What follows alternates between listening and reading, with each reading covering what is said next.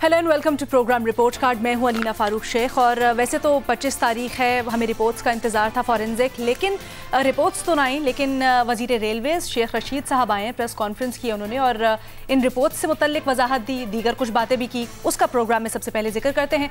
तो लाहौर में press conference करते हुए शेख रशीद अहमद ने कहा कि IPPs और दीगर रिपोर्ट्स मंजरेआम पर लाने का क्रेडिट इमरान खान को दे। 6000 अरब की करप्शन के मामले पर फ़कीर हो या पीर, वजीर हो या मुशीर, जो भी होगा सब रगड़े जाएंगे। उन्होंने कहा कि शहबाज शरीफ जो सोच कर आए थे उसका सियासी जनाजा निकल गया। उनकी अपनी भतीजी उनका साथ नहीं दे रही। उनकी भतीजी कहती है कि पार्टी सदर शाहिद खाकान अब्बासी को बना दे। शहबाज शरीफ के रास्ते अब महदूद नजर आ रहे हैं। वजीर रेलवे का मजीद कहना था कि आसिफ अली जरदारी घोंसले में चले गए हैं। वो समझते हैं कि 2-3 माह सियासत के लिए नहीं है। यकीन जाने आसिफ जरदारी के 40% मामला ठीक हो गए हैं, लेकिन शहबाज शरीफ का केस बहुत संजीदा है और उनका बचना अब बहुत मुश्किल है। इस तमाम तर मामले पर हमारा एनालिस्ट से अपने सवाल कुछ यूँ है कि शेख रशीद का कहना कि शहबाज शरीफ जो सोच कर आए थे अब उसका जनाजा निकल गया है। मरियम नवाज शाहिद खाकान अब्बासी को मुस्लिम लीग नून का सदर बनाना चाह रही हैं। क्या शाहिद खाकान अब्बासी से मुतल्लिक जो शेख रशीद ने कहा है और जो शहबाज शरीफ से मुतल्लिक शेख रशीद कह रहे हैं उनका दावा दुरुस्त है, हाँ या ना के ऑप्शन है हमारे पैनलिस्ट के पास। और आज पैनल पे हमें ज्वाइन कर रहे हैं हफीजुल्लाह न्याजी साहब, मज़हर अब्बास साहब, महमद सरफराज साहिबा और बेनज़ीर शाह हमें ज्वाइन कर रही हैं। न्याजी साहब, सबसे पहले आपके पास आना चाहेंगे। एक बार फिर मुअक्कल बाहर आ गए हैं शेख रशीद के और वो कह रहे हैं कि जी ये जो शहबाज शरीफ का केस है बड़ा सीरियस है और बचना मुश्किल है उनका। देखिए, बात यह है कि पहली बात यह है कि मुस्लिम लीग नून से भला ये क्रेडिट कौन छीन सकता है कि उन्होंने शाहिद खाकान अब्बासी और एहसन इकबाल जैसे लोगों को कौमी सतह पे एक मुस्तहकम लीडर्स बना के भेजा है, जिसके ऊपर आप कह सकते हैं कि मुस्लिम लीग की सदारत शाहिद खाकान अब्बासी संभाल सकते हैं और स्ट्रॉन्ग कंटेंडर हैं। और फिर जब वजीर आज़म बनाया गया था तब भी उन्हें सामने पेश नजर थी। इसके मुकाबले में से 2 बातें इमरान खान ही करूंगा कि जिसने क्विकली आपके पास टाइम खत्म हो रहा है। दो बातें सुन ले। जावेद भाषी को बर्दाश्त ना किया, शाह महमूद के जानी दुश्मन रहे, जहांगीर तरीन आज वही तो उभरा तो उसको तहकीक किया। ठीक है, क्या लगता है आपको महमल, जिस तरह के खदशा जाहिर कर रहे हैं, ये जो खामोशी है मरियम नवाज की, क्या ये नून लीग के लिए किसी तूफान का अंदेशा है? देखिए, मैं अलीना इसमें हाँ नहीं का ऑप्शन तो नहीं लूंगी। होने को तो हो सकता है और ये नहीं कि वो कोई मरियम नवाज साहबा की वजह से। देखिए, शेख रशीद साहब ने जो बात की ना, शाहिद खाकान अब्बासी साहब तो वजीर आजम भी रह चुके हैं, लेकिन ये बात कहना वो एक्चुअली एक बात दोबारा उस तरफ कर रहे हैं कि जो एक खानदान में खलिश की बात। मेरे ख्याल में खानदान में अब उस तरह की खलिश नहीं रही। ये सुहेल वड़ाइद साहब ने भी बड़ा अच्छा कॉलम रिसेंटली लिखा था शहबाज शरीफ साहब की मुलाकात के बाद, तो उसके अंदर भी उन्होंने इसका जिक्र दबे अल्फाज में किया था। मेरे ख्याल में अब एक्चुअली शहबाज शरीफ साहब नवाज शरीफ और मरियम नवाज के पेज पर आ गए हैं, क्योंकि उनके साथ थोड़ा सा आप कह सकते हैं कि धोखा हुआ। उनको जो वादे किए गए थे वो कुछ वादे उनके साथ पूरे नहीं हुए थे, तो इसलिए अब वो वही सियासत करेंगे जो उनके भाई उनको कह रहे हैं। तो हो सकता है कि एक फैमिली खुद डिसाइड कर दे कि अगर इनको जेल हो जाए या थोड़ी सी इनकी बीमारी का कोई इशू भी है तो अगर वो हो जाए तो उसके बाद अगर शायद खाकान को आपको लगता है वो जो खलिश थी खानदानों में इस तरह से नहीं रही। सिर्फ एक चीज मैं कहूंगी इसके अंदर अलीना, कि एक्चुअली शाहिद खाकान अब्बासी को बनाना कोई बुरा नहीं हो, कि हम तो क्रिटिसाइज ये करते हैं कि शरीफ खानदान अपने पास ही रखता है, तो मोरूसी शाहिद खाकान अगर आ जाए तो इतना बुरा फैसला नहीं होगा महमल की राय में। मज़हर अब्बास साहब, आसिफ अली जरदारी साहब का भी जिक्र किया है, वो कहते हैं कि जी आसिफ अली जरदारी साहब के जो मामलात थे वो शायद ठीक होंगे। तो एक तरफ कहते हैं शेख रशीद साहब के नून लीग और पीपल्स पार्टी अब इरेलेवेंट हो चुकी है। चले अगर नून लीग पीपल्स पार्टी को ना कहें तो ये जो दोनों लीडरान हैं ये इरेलेवेंट हो चुके हैं, लेकिन उसके बाद दावे भी करते हैं इस तरह के, कुछ समझ नहीं आ रही बात। देखिए, कभी कभी मुझे शेख रशीद बड़े पीर पगाड़ा नज़र आते हैं। जो मरहूम पीर पगाड़ा थे वो इसी तरह की पेशन गोइयाँ करते रहते थे। 2013 में तो शेख रशीद साहब सियासत से ही रिटायर हो रहे थे, लेकिन फिर दोबारा आ गए सियासत में। बातें वो मज़े की करते हैं, उनकी बातों को सुनते भी बहुत से लोग हैं, लेकिन पिछले चंद सालों में उनकी बातें सही साबित हो नहीं रही। ऐन मुमकिन है कि ये बात सही साबित हो जाए, लेकिन इस वक्त मुझे शेख रशीद जो है वो बिल्कुल एक मैच फिक्सर के तौर पे नज़र आ रहे हैं कि वो मैच फिक्स कर रहे हैं, कभी इधर मैच फिक्स करते हैं, कभी उधर मैच फिक्स करते हैं। और पाकिस्तान की पॉलिटिक्स तो अब जब से कोरोना आया है तो मेरा ख्याल है अगले 6 महीने के लिए तो करंतना में चली गई है पाकिस्तान की पॉलिटिक्स, और चली जाएगी। मुझे इसमें कोई बड़ी हंगामा खेजी नज़र नहीं आ रही, कोई बहुत फोर्सफुल अपोजिशन नहीं नज़र आ रही। अभी तो इस इमरान खान वर्सेस इमरान खान है या इमरान खान वर्सेस मुराद अली शाह नज़र आ रहा है। ठीक है बेनज़ीर, लेकिन शेख रशीद दावा कर रहे हैं कि जी शहबाज शरीफ आ तो गए हैं लेकिन इनके खिलाफ केसेस इतने सीरियस हैं कि बचना इनका मुश्किल है। तो क्या वैसे ही हो सकता है जैसे शेख रशीद दावा कर रहे हैं? और अगर ऐसा है तो क्या मुस्लिम लीग नून माइनस शहबाज के मुतहम्मिल हो सकती है? देखिए अलीना, मेरे तो आजकल आपको सही बताऊं कोई खास दिलचस्पी नहीं है कि मुस्लिम लीग नून के अंदर क्या चल रहा है। मैं तो सिर्फ इस वायरस के बारे में पढ़ती हूँ, ये एक बड़ा खतरनाक वायरस है और एक जानलेवा वायरस है। लेकिन अगर ये सवाल का मुझे जवाब देना पड़ेगा तो मैं कहूँगी अच्छा फैसला है अगर शाहिद खाकान अब्बासी को पार्टी का सदर बनाया जाए, लेकिन उसका भी एक तरीका है और वो तरीका क्या है कि आप पार्टी के अंदर इलेक्शन कराएं, अगर वो इलेक्शन जीतते हैं तो आप उनको सदर बना दें। दूसरी बात यह है कि ये इसलिए अच्छा एक फैसला होगा क्योंकि शाहिद खाकान अब्बासी की पॉपुलैरिटी जो है पार्टी में पिछले कुछ महीनों से वो बहुत ज्यादा बढ़ गई है। अगर आप मुस्लिम लीग नून के वर्करों से सपोर्टरों से बात करें, और मैंने की है, उनको ये जो शाहिद खाकान अब्बासी का जो अग्रेसिव स्टाइल है पॉलिटिक्स करने का, सियासत करने का, उनको वो बहुत पसंद है। और ये जो मरियम नवाज की और शहबाज शरीफ की जो खामोशी है वो उनको उनके लिए बड़ी मुश्किल बन जाएगी। तो मेरे ख्याल से बुरा फैसला नहीं होगा, लेकिन एक तरीका है, एक प्रोसेस है, आपकी पार्टी का मंशूर है, उसमें लिखा हुआ है क्या तरीका है, आप उसको फॉलो करें। ठीक है। और हम बात तो कर रहे हैं कि दावे बहुत से किए जा रहे हैं, लेकिन क्या होता है ये तो वक्त ही बताएगा। और एक और मामला है जिस पर वक्त इंतहाई अहमियत का हामिल है। क्या मामला है, बात करेंगे एक ब्रेक के बाद। वक्त की बात कर रहे थे हम ब्रेक पर जाने से पहले। एक ऐसा मामला है कोरोना का मामला जिस पर वक्त इंतहाई अहमियत का हामिल है। एक एक लम्हा इंपॉर्टेंट है। लॉकडाउन हमारे लिए विंडो ऑफ अपॉर्चुनिटी है कि अब आगे हमें किस तरह से चीज़ों को लेकर चलना है और ज़्यादा से ज़्यादा लोगों को किस तरह से महफूज बनाना है।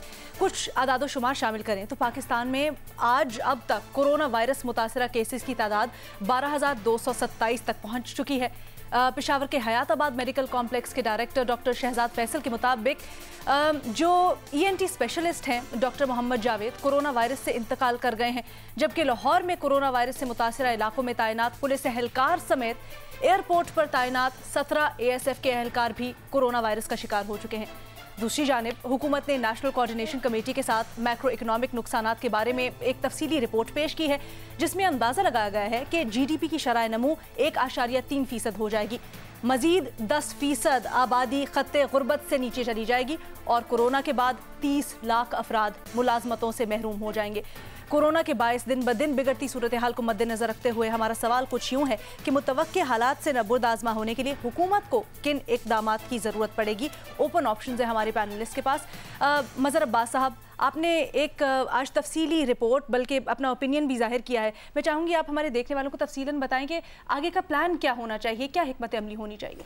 देखिए, इस वक्त दो नैरेटिव जो हैं वो तकरीबन क्लैश कर रहे हैं। एक वो जो सिंध गवर्नमेंट पेश करती है कि जी हमें पहले सख्त लॉकडाउन की तरफ जाना चाहिए, और ये उनका नैरेटिव शुरू से है, लेकिन उसके बावजूद वो बहुत ज़्यादा सख्त लॉकडाउन की तरफ नहीं गया, यानी कर्फ्यू नहीं लगा, कर्फ्यू वाली सिचुएशंस भी नहीं बनी। कर्फ्यू भी हमने देखा है, सख्त तरीन कर्फ्यू भी देखा है और अनडिक्लेयर्ड लॉकडाउन भी देखे हैं इस शहर में। लेकिन सिंध गवर्नमेंट का यही है कि अगर आप शुरू से लॉकडाउन कर देते तो शायद आज सिचुएशन ऐसी नहीं होती। हालांकि उसके दो बहुत बड़े रीज़न्स रहे हैं। फेडरल गवर्नमेंट का भी कंसर्न जो है वो है अपनी जगह, और उनका जो बयानिया है वो ये कि ठीक है, बिल्कुल हम लॉकडाउन की तरफ भी जाएँ, सख्ती भी करें, लेकिन हम अगर बहुत ज़्यादा सख्ती करेंगे तो बेरोज़गारी में इजाफा हो जाएगा, लोगों को रोटी मिलना मुश्किल हो जाएगी। तो वो भी कंसर्न अपनी जगह है। तो कहीं बीच का रास्ता हमें तलाश करना पड़ेगा। देखिए, जो सेहत है वो बहुत इम्पॉर्टेंट होती है, क्योंकि अगर आदमी सेहतमंद होगा तो वो रोज़गार फिर तलाश कर लेगा, लेकिन अगर वो सेहतमंद ही नहीं होगा तो वो रोज़गार कैसे करेगा। प्रॉब्लम दोनों जगह, वफाकी हुकूमत भी जिसमें बहुत ज़्यादा कामयाब नहीं हो पा रही और सूबाई हुकूमतें भी नहीं हो पा रही। वही कि अगर आप लॉकडाउन करते हैं तो फिर वो लोग जहाँ जो दुकानें बंद कर रहे हैं उन तक या दूसरे लोगों तक राशन कैसे पहुंचाएं, ये बड़ा इसको अगर स्ट्रीमलाइन कर दें तो मेरा ख्याल है ये प्रॉब्लम ठीक है। महमल, ये प्रॉब्लम अपनी जगह, लेकिन एक और कंसर्न भी है कि जो हमारे फ्रंट लाइन वर्कर्स हैं, चाहे वो डॉक्टर्स हों या चाहे वो लोग हों जो कोई ड्यूटीज़ दे रहे हैं, पुलिस अफसरान, एयरपोर्ट सिक्योरिटी फोर्स, वो लोग इन्फेक्ट हो रहे हैं इस वायरस से। तो क्या किया जाए हुकूमत की तरफ से ऐसा, या कैसे इंश्योर किया जाए कि उन तक हिफाजती किट्स या इस तरह के इकदाम हो रहे हैं कि वो प्रोटेक्टेड रहें? देखिए अलीना, मैं तो इसमें सिंपल सी बात कहूंगी कि आई थिंक कि जो हमने शुरू में लॉकडाउन किया था, जो हमने 23 मार्च को हुआ था उधर सिंध में और 24 मार्च को बाकी पूरे मुल्क में हो गया था, वो जो 2 हफ्तों के लिए पहले लगाया था और लोगों ने बड़ा सख्ती से उसको फॉलो भी किया था। कर्फ्यू की जरूरत नहीं पड़ी थी, लोग फॉलो कर रहे थे क्योंकि आप देखिए कि दुकानें बंद थी सिवाय ये ग्रोसरी शॉप्स के और जो है फार्मेसीज के, और ग्रोसरी शॉप भी 5 बजे के बाद वो नहीं खुलती थी, या सब्जी वाली दुकानें इस तरह की। तो ये अगर वो एक दफा दोबारा कर ले, और मस्जिदें भी आपको पता है कि फिर उसके ऊपर भी फैसला हो गया था कि सिर्फ 3 से 5 लोग ही रहेंगे, जो कि अब सिंध ने तो कर दिया है, लेकिन बाकी अभी सूबों में या फेडरल गवर्नमेंट ने नहीं अभी तक किया। तो मेरे तो ख्याल में हमें उस पर वापस चले जाना चाहिए, क्योंकि आपने डॉक्टर्स की भी प्रेस कॉन्फ्रेंस सुनी होगी, उन्होंने भी कहा कि उस वक्त कंटेन हुई, और जैसे ही 14 के बाद ये इन्होंने अनाउंस किया तो 16 से 21 अप्रैल में 40% केसेस बढ़े। मैं वैसे कहूंगी कि इस गवर्नमेंट की पॉलिसी बहुत कंफ्यूजिंग है। एक शेर पढ़ना चाहूंगी, 1 मिनट 30 सेकेंड के, जीत से तंग हो ए दाग तो जीते क्यों हो, जान प्यारी भी नहीं जान से जाते भी नहीं। कंफ्यूज्ड मिक्स सिग्नल्स हैं इनकी तरफ। ठीक है, ये बेनज़ीर की तरफ लेके चलते हैं सवाल महमल, ये बेनज़ीर की तरफ लेके जाते हैं। बेनज़ीर, जो महमल कह रही है वो अपनी जगह, लेकिन तस्वीर का दूसरा रुख ये है कि अगर लोगों के कारोबार नहीं होंगे तो वो मुस्तहिकीन की मदद कैसे करेंगे। लोगों को शिकवा यही है कि वो बिल्कुल बेरोज़गार बैठे हैं, वो अगर मदद करना भी चाहते हैं वो कर नहीं सकते। इकॉनमी जब तक साथ साथ नहीं चलेगी, लॉन्ग टर्म में बड़ी मुश्किलात पैदा हो जाएंगी।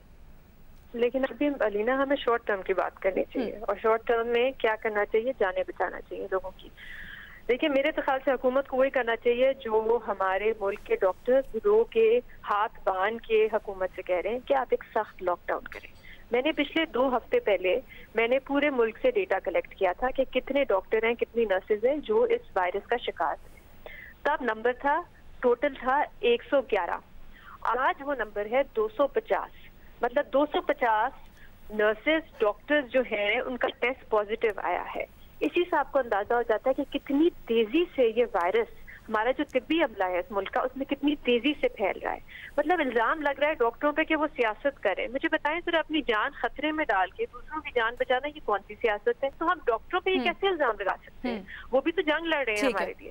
ठीक है न्याज़ी साहब, आपको क्या लगता है, जिस तरह बेनज़ीर ने अभी एक पॉइंट भी उठाया है, लेकिन बात ये भी है कि अगर हम प्रोवाइड नहीं करेंगे राशन, अगर हमारे पास रिसोर्स ही नहीं होगी कि हम अपने गरीब तबके तक, मुस्तहकीन तक पहुंचाएं, जनरेट नहीं होगा रिसोर्स, तो बड़ी मुश्किलात हो जाएंगी। शायद इन्हीं खदशात को मद्देनज़र रखते हुए कुछ ममालिक जिनमें दुबई भी शामिल है, उन्होंने कुछ स्मार्ट लॉकडाउन कहें आप या फिर थोड़ी नरमी कहें लॉकडाउन में, उन्होंने भी करना शुरू किया।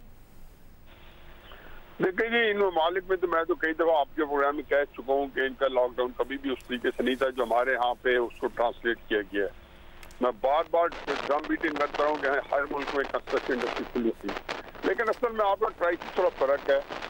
पाकिस्तान जो है वो इतने शदीद मुआशी बहरान में घिरा था जब ये कोरोना वायरस आई है, तो उसके बाद जिसको कहना चाहिए कि एक तबाही के दहाने पर हम पहुंच गए। और ये मैं नहीं कह रहा, WHO कह रही है, जिन्होंने 7-8 मुल्कों को शॉर्ट लिस्ट किया है, उनको ये खतरा है कि इन मुल्कों को कायम रखने के लिए एफर्ट करनी पड़ेगी। ये मुसीबत में जाने बन रहा है, हर एक को पता है। हुकूमत जो है नजायज माने नपाए रफ्तार ना, कहीं उसे पता है कि रुकना कैसे है, चलना कैसे है। असल मसला ये है कि हुकूमत क्लूलेस है। वैसे तो अगर दुनिया की बहुत सारी बड़ी बड़ी हुकूमतें क्लूलेस है, लेकिन पाकिस्तान का हाल है। अब वो यही सोच, उनके सामने से मैं 2 बातें आखिर में करता हूँ। एक उनके पेश नजर ये है कि किसी तरीके से जो गन 2 साल में इन्होंने फैला रहा है, किसी तरीके कोरोना के कालीन के नीचे वो दफन हो जाए। और दूसरा ये है कि अगर कुछ होता है तो कोरोना के जिम्मे डाल के भी जान छुड़ा ली जाए। तो इस सूरत में तो हो तो जाएगा, लेकिन पाकिस्तान में क्या मुश्किल होगा। मैं तो मुझे तो बहुत फिक्र है कोरोना के बाद वाले हालात की, बेरोजगारी की, भूख भी, नंग भी, अफलास भी। ठीक है न्याज़ी साहब, आपका पॉइंट आ गया। न्याज़ी साहब, आपका पॉइंट आ गया। और अब हम अपने तीसरे सवाल की तरफ बढ़ते हैं, और ये सवाल है क्योंकि कुछ लोग हैं जिनकी बहुत जज्बात मजरूह हुए हैं और हम चाहते हैं कि उनकी नुमाइंदगी भी हो। तो वफाकी वज़ीर बराए इंसानी हुकूक शीरी मज़ारी ने कोरोना वायरस को ख़वातीन और तालीमी इदारों से जोड़ने पर सख्त रद्द अमल का इजहार किया है। ट्विटर पर जारी एक बयान में शीरी मज़ारी ने कहा है कि यह बात बहुत ही मज़हिका खेज़ है कि शॉर्ट स्लीव्स पहनने वालों को या गुमराह कुन तालीमी इदारों के सबब कोरोना फैलता है। ऐसी बातें जहालत और औरत से नफरत वाली जहनीत की अक्कास हैं और ये नाकाबिल कबूल है। उन्होंने कहा कि इस तरह के मज़हिका खेज़ इल्ज़ामात से ख़वातीन को निशाना बनाना कबूल नहीं करेंगे। हमने आईन पाकिस्तान के तहत अपने हुकूक के लिए सख्त जिद्दोजहद की है। इस मामले पर हमारा सवाल कुछ यूँ है कि क्या वफाकी वज़ीर बराए इंसानी हुकूक का बयान दुरुस्त है, हाँ या ना के ऑप्शन है हमारे पैनलिस्ट के पास। महमल, सबसे पहले आप बताइएगा, यकीनन जब ये अल्फाज इस्तेमाल हुए तो एक बहुत बड़ा सेगमेंट था जिसकी दिलाजारी हुई, उनके जज्बात मजरूह हुए, एक सेगमेंट है जो इसकी हिमायत भी कर रहा है। जी अलीना, मैं तो इसके अंदर हाँ का ही ऑप्शन लूंगी और मेरे ख्याल में शीरी मदारी साहबा ने बिल्कुल ठीक बात की, बल्कि मलिका बुखारी साहबा ने भी ये ट्वीट की थी कि कभी भी किसी एक वबा के फैलने को औरत की पायटी या ये कि औरत से आप रिलेट मत करें, क्योंकि ऑलरेडी पाकिस्तान के अंदर जो औरतों के खिलाफ जुर्म होते हैं, यानी कि आप रेप देख लें, आप गैंग रेप देखें, आप ऑनर किलिंग देखें जो आप गैरत के नाम पे कत्ल करते हैं, आप एसिड अटैक्स देखें, आप डोमेस्टिक वायलेंस के केसेस देखें, आप और इस तरह के केसेस ले आए, बेतहाशा सेक्शुअल हरासमेंट, सेक्शुअल अब्यूज, सब के सब जो औरतों के खिलाफ क्राइम्स होते हैं, जब आप उसको बेहयाई और औरत की बेहयाई या ये कि औरत के कपड़े छोटे हो गए या औरत ने नाच लिया, जब आप इस तरह की बात करते हैं ना, तो उसके बाद औरतों के खिलाफ ना सिर्फ ये कि वो क्राइम बढ़ेंगे। और मैं एक चीज कहना चाहूंगी कि वैसे तो मौलाना साहब ने मीडिया से तो अपोलोजाइज कर लिया, उन्होंने माफी मांग ली जो उन्होंने मीडिया के बारे में बात की थी। औरतों से क्यों नहीं उन्होंने माफी मांगी? क्योंकि औरतें क्या एक इजी टारगेट है, औरतों के लिए कोई आवाज नहीं उठाता। ये वही मुल्क है जिसमें फातिमा जिन्ना थी, ये वही मुल्क है जिसमें शहीद बेनजीर भुट्टो थी। ठीक है, हफीजुल्लाह न्याजी साहब, आप क्या समझते हैं? महमल ने बड़ा वैलिड पॉइंट उठाया है, कह रही हैं कि जब इस वक्त में इस तरह की बात होती है तो औरतों के खिलाफ शायद जराइम भी बढ़ेंगे, औरतों के खिलाफ तशद्दुद भी बढ़ सकता है। महमल मुझे बहुत अजीज हैं, लेकिन बिल्कुल एक वैलिड पॉइंट नहीं उठाया, भाई एब्सर्ड पॉइंट लिया। अच्छा, इनफैक्ट मेरे नजदीक जब ये ऐसी बातें करते हैं तो बुनियादी तौर पे ये एक खास एंगलिंग तो कर लेते हैं, उसका कुछ फायदा भी होता होगा, लेकिन जो असल मसला उसका हट जाते हैं। देखिए, मैं तारिक जमील साहब जो है, एक लफ्ज होता है हेलुसिनेशन।